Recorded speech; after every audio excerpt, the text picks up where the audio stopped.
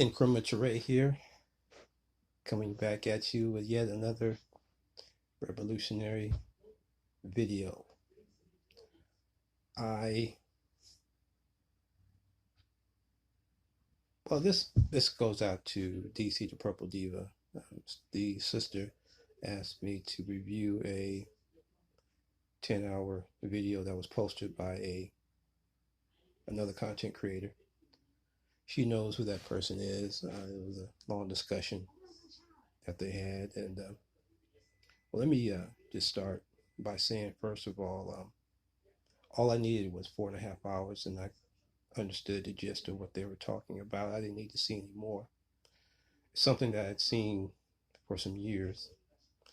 Of course, there's nothing wrong with discussion as long as it's qualitative and principled. But I didn't need to hear any more to understand that what they were discussing was a matter of identity, linking that into an historical context, and also the uh, the ADO, the ADOS movement in the United States. So I understood the ebb and flow of the conversation. They were not specifically talking about Pan-Africanism as it's known by revolutionaries. Let me just give a working definition of Pan-Africanism. As Nkrumah Ture defined it, it is the liberation and unification of Africa under an all-African union government. Now, the union government is a goal or an objective, and there's processes and stages to that. We take it very seriously, and there is a scientific approach. But we do understand that the struggle is protracted because the enemy is worldwide and critically organized to the nth degree. And the fact of the matter is, we're nowhere near that. We have all the requisites to do so, but at this time, we haven't. So we do understand that it is a protracted struggle that may take even more generations than it has. But and so something that Amilcar Cabral, who was a great revolutionary from Guinea-Bissau, he said that we must return to the source. As far as identity is concerned, and I'm concerned as well, a race is where their origin begins,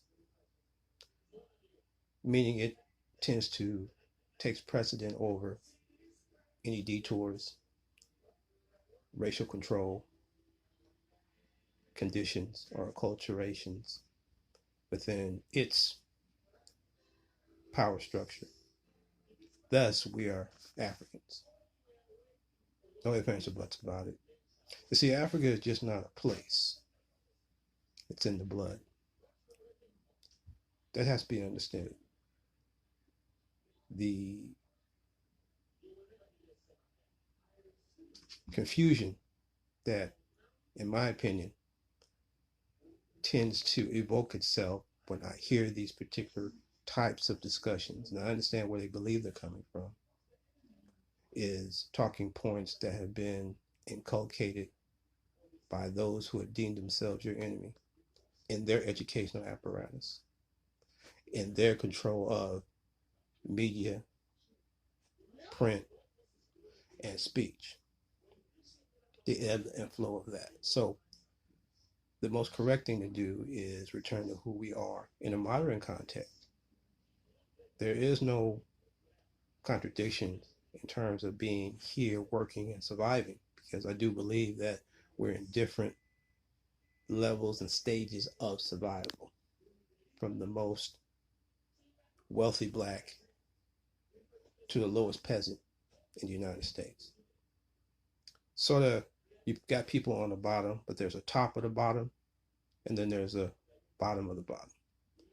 So the world structure is set up to perpetuate only one order, which is tolerated, and that is the white man on top. The only way that it could change. And it kind of supersedes what these people out of ADOS think that they're going to get from a white supremacist system. On one hand, you know that the machinations have been consistently, historically that is, against us. Yet, people think that they can turn around and ask the same system for, I guess, some sort of expected amounts of money. But even so, you don't have the institutions of an economy. You don't have institutions of currency. You don't control these things. And I've said before that the only thing that could rival that without overthrowing the system that continues to objectify and oppress you is a Marshall Plan. I would like to ask anybody, number one, what do they think in terms of money out of some sort of reparations program? At what point, if any, do they believe, if they do, that that can free them from the stranglehold of white supremacy, which this, not just nation, but this planet has been ran for far too long in our lives, in our experiences. Number one. Number two, within that particular system, where in that is there power to be found? Moving along in the system that they control. I really would like to see someone take a stab at those two questions. And so I know that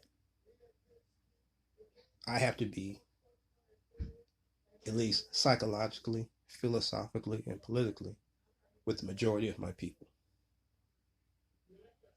Even if I can't be there at this particular point in time physically. I understand that.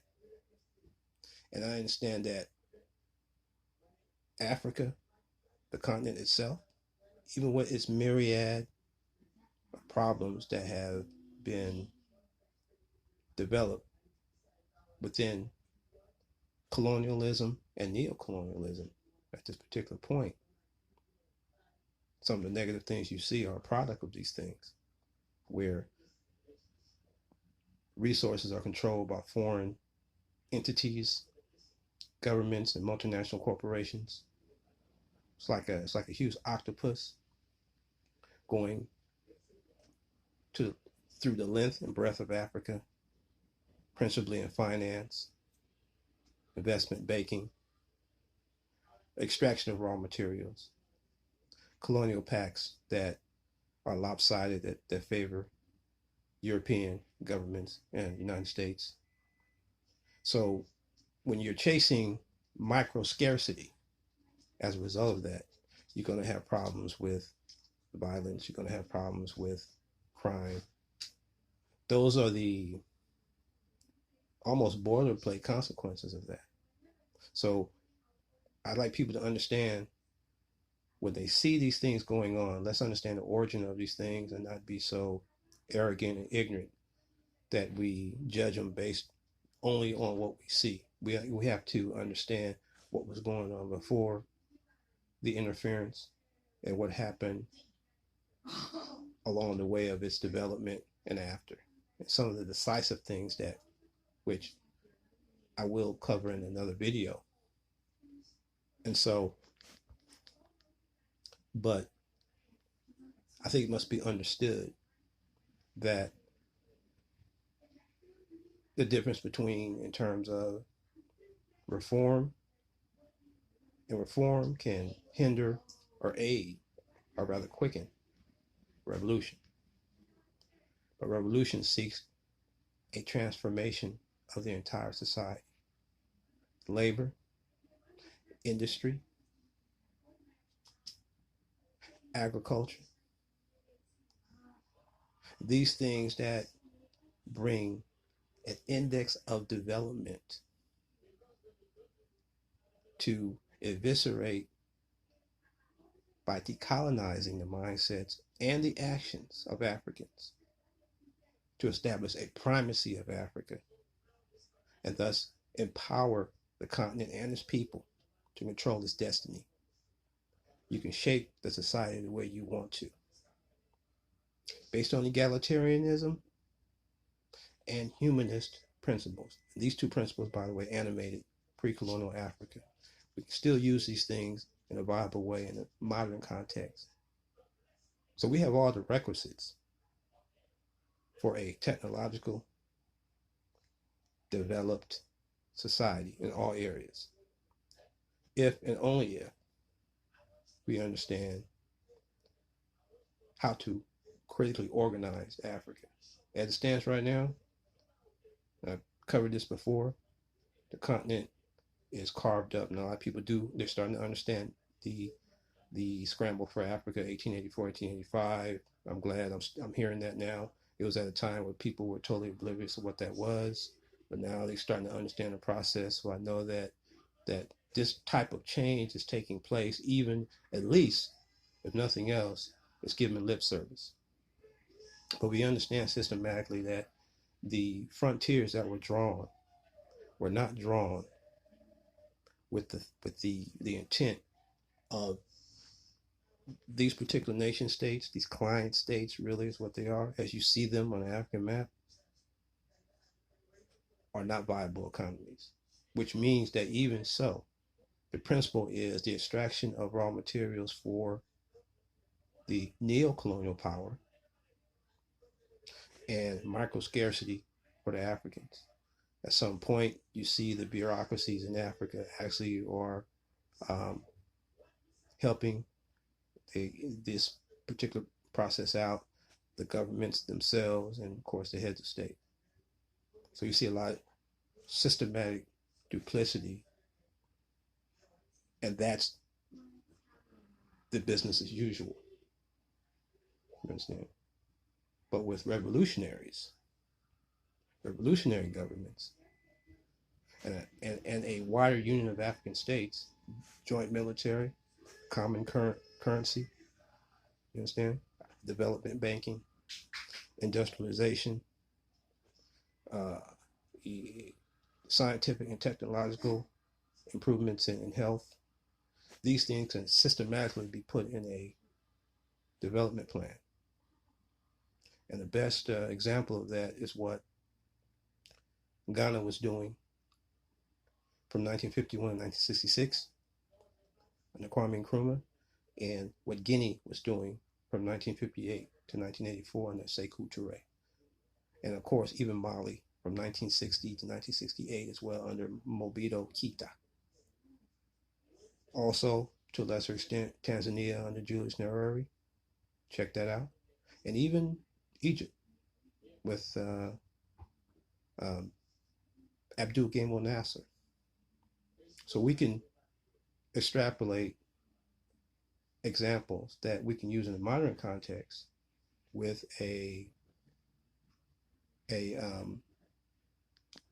analysis, a analysis that we could compare, you understand, and use the best elements to build a kind of government and society. But it has to be, steps has to be taken that it's got to be reflected toward the people. You can't have the same thing in Africa that you have over here. You understand? That's just a perpetuation of the same problems that are there now. So these Western nations receive the raw materials, they refine them, they manufacture them, and they put them on the marketplace for a lot of money. This money ends up, by and large, in the pockets of white men. Microscarcity in Africa. So the revolutionary transformation that I talk about changes all that. The paradigm totally shifts. Now the government and the economic system reflected toward the people, mainly the working class, mainly those who are poor now. So it'll be a dictatorship of the masses and a government will reflect that need. Now, at that point, you expand you expand an economy, and you accumulate the capital needed for people to have adequate food, clothing, and shelter, education, and health at that particular point. Not eliminating the individual efforts, but those individual efforts have a dual purpose for the individual, and it must also work for the society at large. Where the setup that we're at over here, people can just do what they want to do, I guess, as long as they don't get caught if they're uh, breaking the law. In the Africa that we envision, that we intend to transform, and in fact, in that nature of transformation, it will include a diaspora in terms of stretching out hands toward all of our people at that point, although Africa would have to be powerful at that point to do so. Uh, yeah, that would represent, on one hand, the positive action, thinking and action that's needed to bring that about. But at the same time, we know that the forces who control Africa now, that control Africa now, will not just merely step aside and wake up in life. So we understand that is definitely, it is a political phase and there is a military phase. I'm not going to go into that, and I'm not going to in the future. So we understand what the stakes are. This is a fight to the finish. So in terms of what revolutionary Pan-African is, those are some aspects. But getting back to what I heard on that particular video, as I'm saying here, they weren't talking about Pan-Africanism as I know it. They may think they are, and I can understand how they bring Africa into it. But this was really a discussion in terms of identity. There's nothing wrong with that. I think they had a fairly decent discussion. There's some points that probably could have came out. I think they still missed the mark in terms of what they are. I think in the final analysis, they still feel they're separate from the brothers and sisters in Africa in terms of, they think they believe they have a unique experience in the Western Hemisphere because of that unique experience. Well, that unique experience was based on your enemy. It's based on an oppressive system. So understanding that I can't capitulate to that psychologically. I understand what's taking place, but I have to do everything I can to get back to who I should be in a moderate context, in a political context, and that's African. So I am an African born in America. As I said earlier, it's not merely a place, but it's in the blood, and that blood comes first. And our identity comes from our origin. There was nothing before Africa. Everything came after that based on what someone else did to us. So I'm not going to give that any credence in terms of my identity. Understanding thoroughly in a material aspect that yes, we've all been affected historically by this worldwide system of white supremacy. But I'm not going to give it any kind of credence in referring to myself in something that they, some designation that was given to me based on not only false pretenses, but ill-gotten gains. See, most of us who have had or have ancestors that came over here on slave ships, we must understand that that was based on the historic need for cotton, for the labor. People must understand that. And so the impact that makes on me is that, okay, fine. Here I am in 2019, a descendant of that, true enough, but they came from somewhere else, Africa, so I can't begin my history with slavery. I must go back to the source, to the beginning. And I understand that throughout our sojourn in the West, we've been on the bottom, no matter what technological, economic, or political improvements this country has gone through. We've maintained, we've been maintained on the bottom because that's the way it was fixed when we came in. So I'm searching. I had to begin my search for my true identity of who I am before that happened. And when a person really does that and they're honest about it, they run into Africa. Even if you never go back to Africa, it's in your blood. You understand? You can call yourself anything you want as a grown person if you want to call yourself ADOS. But first and foremost, I'm an African born in America. And that's where I am. So I throw my lot in, my political lot in, with the people who are my majority. If you limit yourself to what they have designated you, you remain a minority, and therefore you are placing yourself, you're agreeing with them in terms of you being at the bottom. And I think we should always refute anything historically that they've designated us as, and whatever red herring, which I think ADOS is, by the way, that they've designated us now. Although I think they've given it the good fight. But the question remains, does any person of above average intelligence think for a minute that the very system that have been maintained historically by generations of racists are going to give you, or the black population, if you will, a check or money of a certain size that would give you the wherewithal to escape their stranglehold after 400 years? You really think so?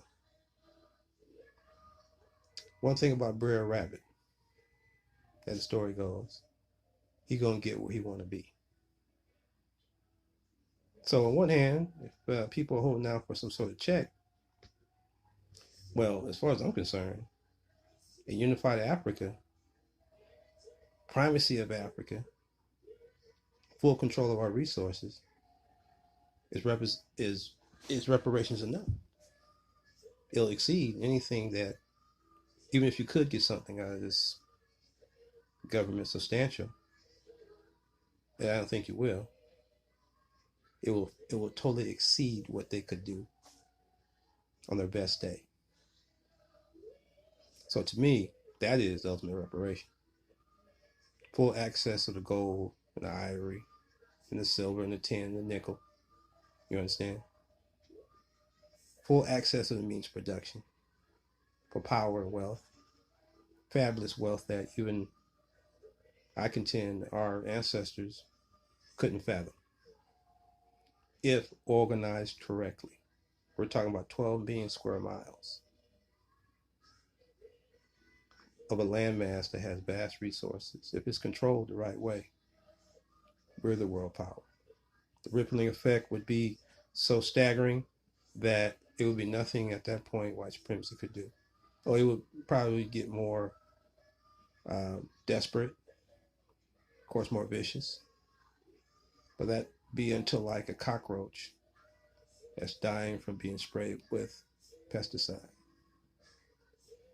They fight to struggle to stay alive. So if and when that time comes in our lifetime, expect the fact that it will get even more draconian, to do everything you can to thwart this reality that I'm explaining to you. So I believe that we have all the records of that. I think that the right mindset, Africans here are in a special position to aid the Pan-African struggle, revolutionary Pan-African struggle for the continental unification. I think because you have access to a certain quality of education, albeit controlled by the enemy, I think those critical skills can be used in a constructive use as you're pursuing jobs, occupations, careers, etc., for the execution of the continental unification to come, and it will come, whether anybody likes it or not. That is what's on the agenda, and it's on the agenda from the positive masses. It's never stopped.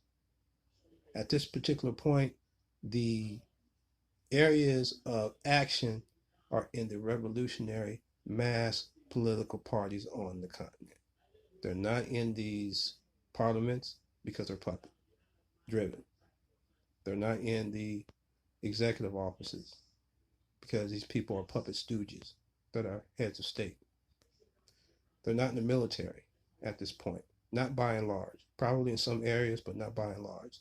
They're colonial trained military that even come over here to go to war colleges here. So if that's the case, whose interest are they maintaining? Certainly not their own and not ours, but maintaining the foreign entities that continue to siphon resources from Africa to the tune of 300 to 500 billion yearly, continent wide. But if those tentacles were severed and controlled by Africa itself, where would you be then? Think about that. Think about what a unified Africa could do, the kind of power and leverage they can wield in world affairs. Understand? Within the community of nations, within the United Nations. How much influence would you have then?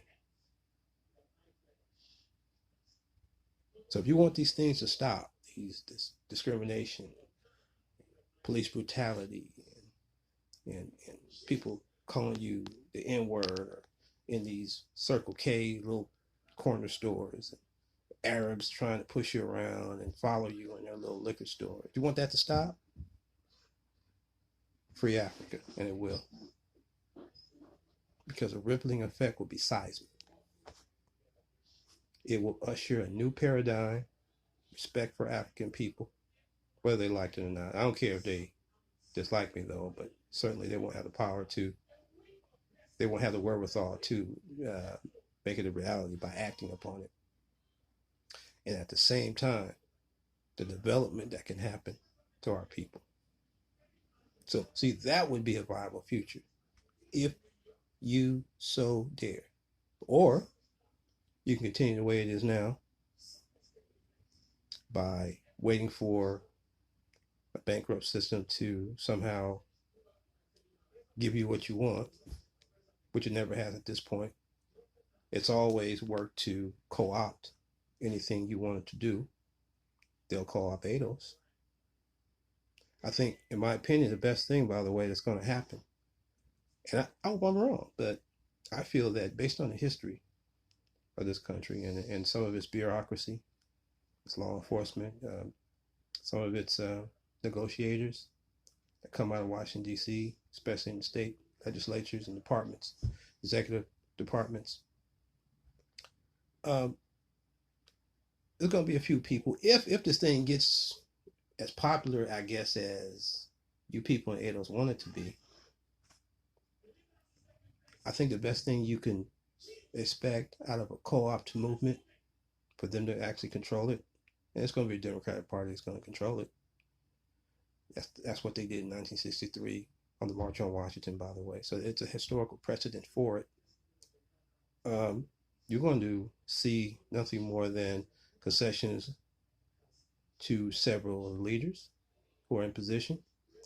It may trickle down a little bit. You may see some money maybe put in some sort of makeshift institution that you'll never see. Your children, grandchildren will never be able to access. And that'll be the reparations. It'll be something along those lines. Now, again, I hope I'm wrong. I'm not even saying this to evoke an argument out of anybody. But my political opinion, That's what you're going to get at best. Uh, and I mean, we have 400 years of broken promises, outright lies, discrimination, uh, mass incarceration, underemployment, unemployment, as proof of, you know, redlining, uh, segregation. We can go on and on. These things were deliberately targeted at us. So I'm just trying to say to you, can anybody tell me at what point that you would have a situation where out of that there's some generation of white folk, and that's who you're going to talk to ultimately, because they're the decision makers. What makes you believe at some point they'll be so enlightened and to to oblige black people to reparations? You should get it. Don't get me wrong. Yeah, yeah, sure. It's old, but you're asking white supremacy, the same system that our ancestors were slaves in. It's developed at our point to the point that it is. You're asking them to somehow pay us off. Think about that. Isn't that questionable in terms of what you actually can reasonably expect from a system that perpetuates racism? They haven't got rid of racism yet, and they won't, because part and parcel of the whole program of their system based on that. And I think most of us know that. So again, I believe that if we're going to, people really need to understand what an independence movement is, logically where most of those resources are, and we understand we have a framework to do so. We're not working from scratch, and we're not talking on the sides of our neck. We stand on the shoulders of Kwame Ture, Kwame Nkrumah, Alma Sekou Toure, Patrice Lumumba, Julius Nyerere, Robert Mugabe, Robert Sobukwe, Winnie Mandela, Samora Machel, uh, Emile Carl Cabral. So uh, we stand on the shoulders of revolutionaries. We intend to finish the work that they started. W.E.B. Du Bois is part of that as well. Marcus Garvey, of course. So we understand that. We understand what a transformative society would look like for Africans. And not to conquer, by the way. Let me just say that too. But to liberate and develop. We want development. We want urban, agricultural, financial, economic development, medical development. And the only way we're going to get there is to seize our resources. You cannot negotiate liberation and freedom. It has to be positive action, decisive positive action. And even at some point, violence, but in an organized way. And no, it's not specifically a kill Wadi movement. For anyone actually tries to dismiss it or dismiss what I just said as that, no, incorrect. But history has shown that the liberation doesn't come from just mere negotiation. You see that with this country. See that with France. See that with Russia. Even Zionist Israel. Even though that's not their land, but they definitely killed for it and still killing, which is also another video. So I just wanted to give my opinion of that particular video, sis. I'll direct you to this video. I'll be at your live tonight, Sunday, which will be in a few hours. So, but I'll give you my opinion as well. But I'll give it an abbreviated opinion. But I'll definitely direct you to this video. So, I want to thank everyone. This is the longest video I've made so far, so I'm getting there. So, forward ever. Thank you, and until next time.